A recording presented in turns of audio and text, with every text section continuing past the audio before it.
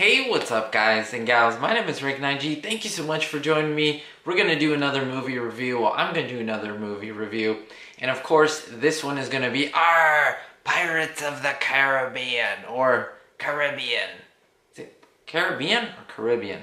Let me know down below. I'm sure there is going to be a little bit of a discussion about that. So this one is called On Stranger Tides. It came out in 2011, of course, starring Johnny Depp, Penelope Cruz, and a bunch of others. Jeffrey Rush, which I think is great as Barbossa. I really love that character. That was a uniquely created character for this whole series. He started in the first one and he's still into this one.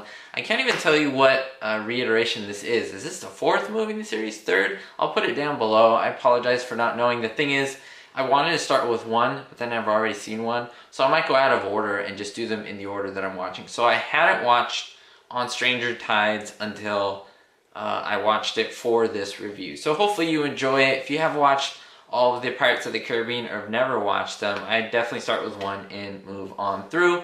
And yeah, we'll definitely talk about it. What I really love of these movies is that they kind of jolt you in to the ride. Everything started from the ride at Disneyland, which is not too far from me, less than an hour away. And so it's pretty cool that they got that ride and made a fairly good movie for the first one. I would say that's, in my opinion, the best I've seen so far. And I want to talk about this one because this one has Blackbeard, and I'm a really big Blackbeard fan.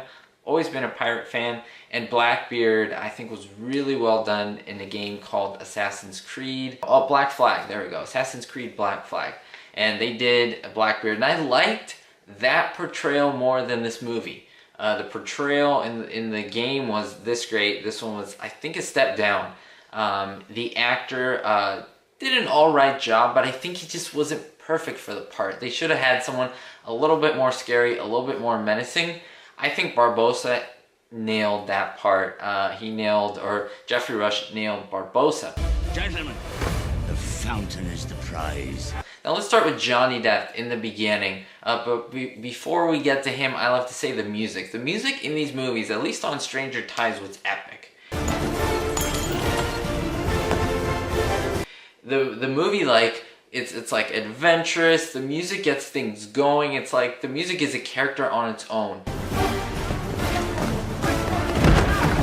And I don't say that for every movie, but I really think the music in a movie has to stand on its own. It has to pump you up. You have to be able to listen to that soundtrack and know exactly what movie that's from. The Back to the Future soundtrack, you know if that song playing, that's Back to the Future. Okay, Star Wars, you know that's Star Wars when you hear that da da da da da da da da da da and so forth. Same thing with this. You hear the song and you're like, yes, this is Pirates of the Caribbean. So I really like that. Now Johnny Depp to me was born to play this part. He's a pretty good actor. He does a lot of great characters. Edward Scissorhands. He was pretty good in a couple other movies, but I think that this one is kind of the one he was born to play. I feel like he almost plays it naturally, of course, of Captain Jack Sparrow. One of us must learn to play the trumpet whilst the other one goes like this. I know a man with a goat. Good, I can go like this. Don't forget the captain. And so yeah, it's like the drunk pirate. I think he does an amazing job. I love the entire beginning. I think he's hilarious throughout. They did a really good job, in my opinion, with the writing. It was just really entertaining. There was a lot of moving going on. Tricky Jack up to his shenanigans. And I think that's perfect. It's one of the best parts of this movie. The scene with the governor in the court when he's inside the room and he's trying to escape and he goes up with the chandelier. I mean, that's great. That's right there, Captain Jack Sparrow. Jeffrey Rush stole the movie. I wish he would have been given more to do in this movie. I think, you know, Blackbeard kind of took it over and there was a lot of splitting of characters. Like, we had more characters, so we had to split the movie time. That's why I really liked one, because there was a lot of him and he was, of course, the antagonist. He was the villain, and now he's kind of not like the villain, but he kind of flip-flops between back and forth, and he's doing his own thing. He's a pirate after all. He does whatever benefits him.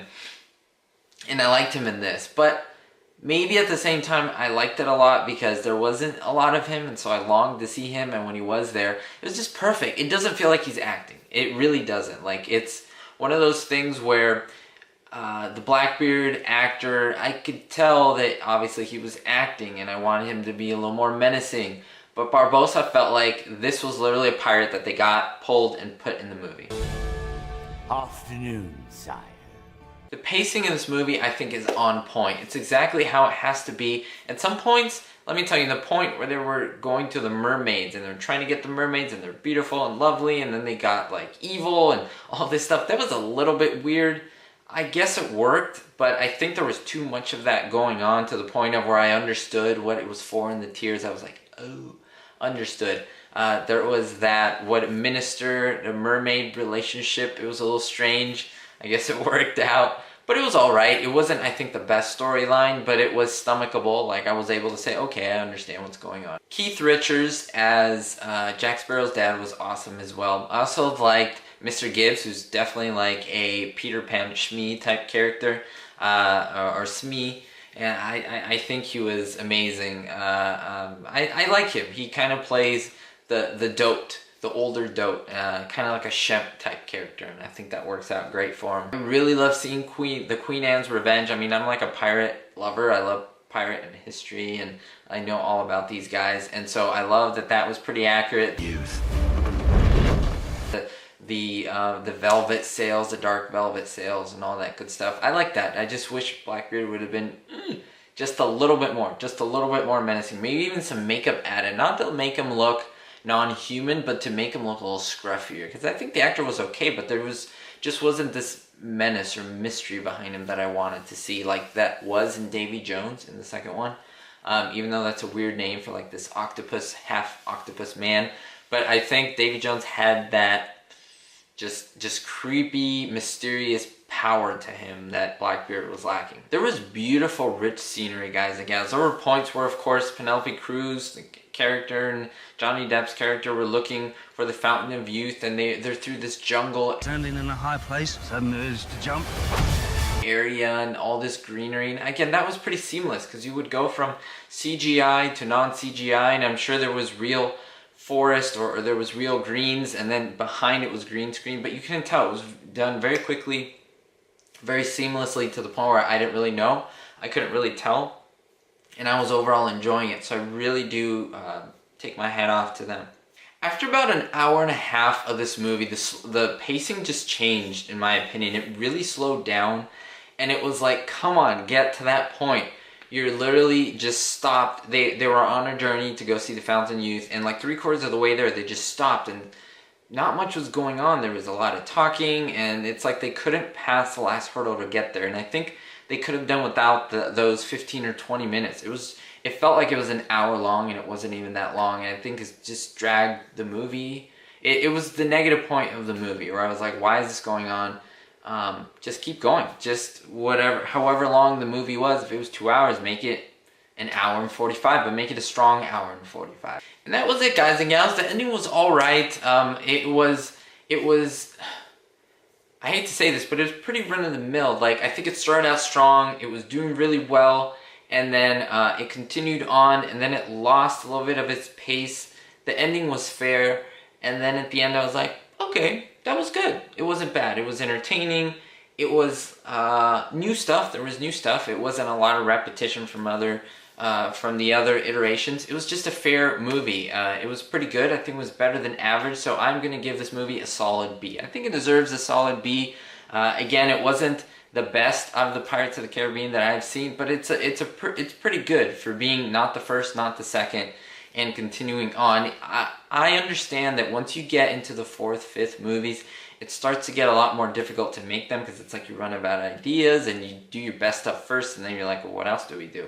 I understand that, but that's why I give it a B. I give it a little bit of leeway in that it's hard to make a good 6th movie of a series like Fast and the Furious, and as they get on later, you know, they get better because they change everything up again. So I want to know your thoughts on the Pirates of the Caribbean series. Which one was your favorite? And I'm going to continue on and maybe see if I can start and do number 1 eventually, and see what you guys and gals think. We'll see you next time. Don't forget to watch my other movie reviews, and most importantly, be hopeful.